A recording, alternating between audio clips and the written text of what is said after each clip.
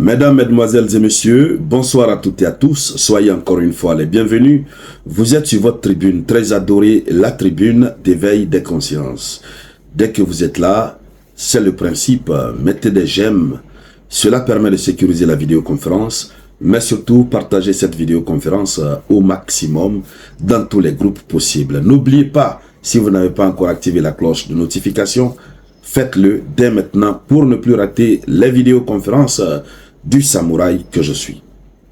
Chères dames, chers messieurs, une déclaration très étonnante vient d'être tenue, vient d'être faite par M. Joseph Borrell. M. Joseph Borrell que vous voyez là, s'il est le chef de la diplomatie européenne, le chef de la diplomatie de l'Union européenne.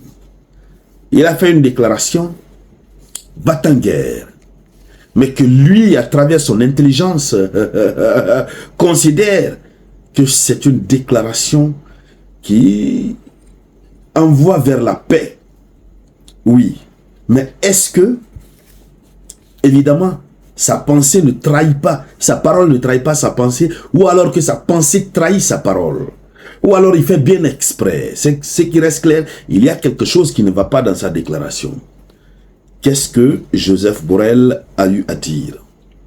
Le résumé, il dit que pour promouvoir les efforts de paix, il faut continuer les efforts ukrainiens et otaniens dans la région de Koursk. Voici le petit résumé. On y va donc dans les profondeurs, chères dames, chers messieurs.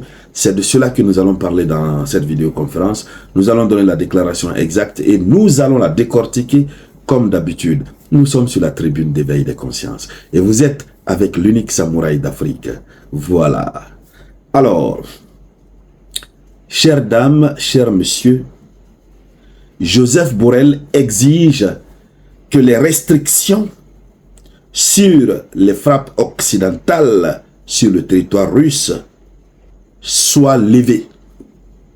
Il exige que les restrictions sur les armes occidentales que l'Ukraine détient, au compte desquelles restrictions, il est dit que l'Ukraine ne doit pas utiliser des armes de longue portée pour toucher le territoire russe. Il veut que ces restrictions soient levées. En termes clairs, il voudrait qu'on autorise l'Ukraine à taper fort sur le territoire russe. C'est ce que ça veut dire. C'est le chef de la diplomatie de l'Union européenne. Je vous dis, il est très remonté, il est nerveux. Alors, on le demande pourquoi. Pourquoi?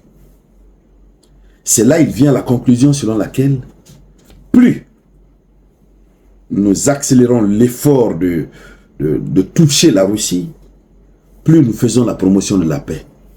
C'est-à-dire, c'est comme, il y a un adage que j'ai souvent entendu, que je n'ai pas souvent bien compris, je ne sais pas si quelques-uns pourront m'expliquer en commentaire. Il y a des gens qui disent souvent, et pour mieux préparer la paix, il faut bien préparer la guerre. Joseph Borrell est donc dans cette logique. Qu'est-ce qu'il dit? Il dit ceci. Il dit l'offensive ukrainienne sur Koursk constitue un coup dur pour la rhétorique du président russe Poutine. Il dit la suppression des restrictions sur l'utilisation des capacités contre le personnel militaire russe impliqué dans l'agression contre l'Ukraine, conformément au droit international, aura plusieurs conséquences importantes. Première conséquence importante, cela va renforcer l'autodéfense ukrainienne, ce qui contribuera à mettre fin à la Russie comme refuge pour les attaques et les bombardements des villes et des infrastructures ukrainiennes. Deuxièmement, il dit cela va permettre de sauver des vies et de réduire la destruction de l'Ukraine. Troisièmement, cela va aider à promouvoir les efforts de paix. Voici ce qu'il dit. Il justifie en trois parties. Alors, pour Joseph Borrell, désolé, pour Joseph Borrell, si on autorise l'Ukraine à toucher le territoire russe avec les armes de longue portée, cela a trois avantages. Or, vous savez ils avaient interdit l'Ukraine. La petite autorisation ou le semblant d'autorisation qu'ils ont donné à l'Ukraine récemment, on a vu les conséquences. On a vu. D'ailleurs, comment cela a poussé la Russie à démultiplier ses actions dans l'est de l'Ukraine. Donc lui, il dit, en autorisant l'Ukraine, cela va renforcer l'autodéfense de l'Ukraine. Ça va permettre à l'Ukraine de se défendre d'elle-même.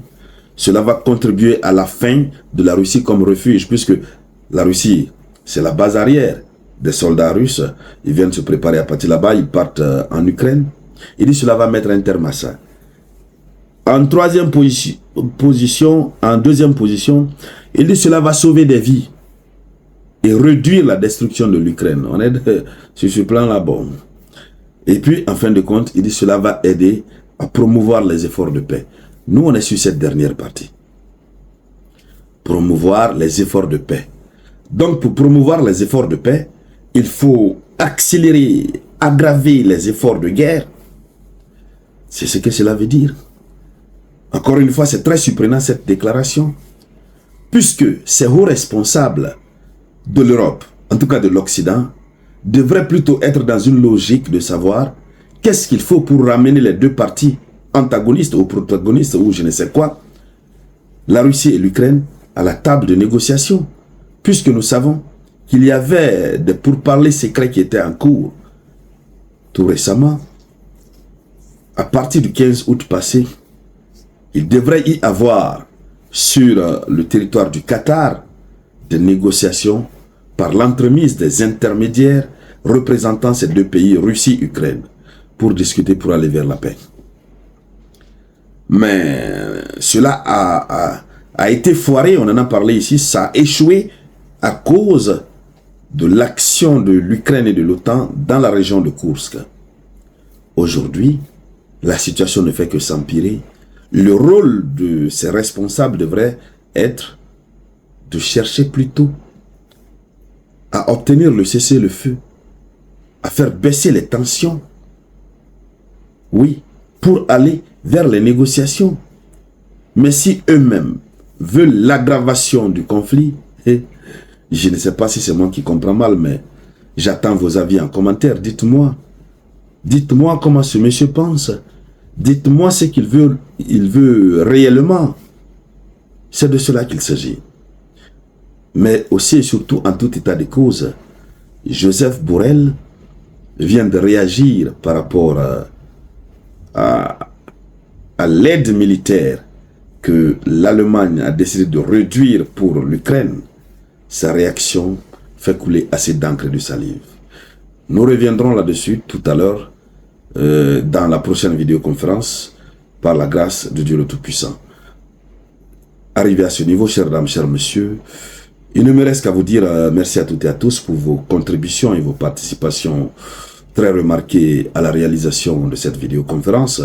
Je vous reviens tout à l'heure avec de nouvelles actualités. C'était la voix de votre unique samouraï.